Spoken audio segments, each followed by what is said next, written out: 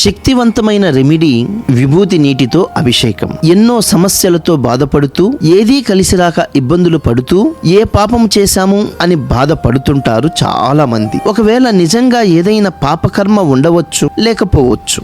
ఒకవేళ ఉంటే ఎటువంటి పాపకర్మ నుండి అయినా విముక్తి కలిగించేది శివుని అభిషేకం. శివుడు ఐశ్వర్యకారకుడు. ఎన్నో ఆటంకాలు తొలగించి సంతోషాన్ని, ఆరోగ్యాన్ని ప్రసాదిస్తాడు.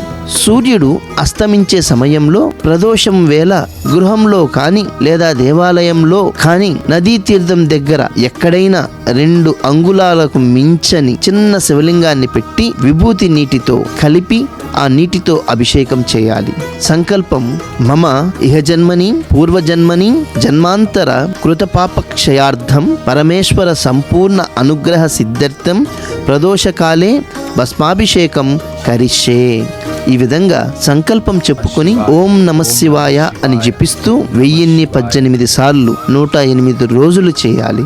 ఇది ఎవరైనా చేయవచ్చు. ఏదైనా ఆటంకాలు వచ్చి ఆపినా మళ్ళీ కొనసాగించాలి. శివునికి విభూతి నీటితో చేసే ఈ అభిషేకం భస్మాభిషేకం ఇది మొదలు పెట్టాక 108 రోజులు పూర్తి అయ్యే వరకు మద్యం, మాంసం తీసుకోకూడదు.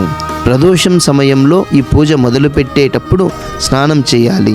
రోజంతా ఓం నమఃశివాయ అని స్మరించుకుంటూ ఉండాలి. ఓం నమః శివాయ.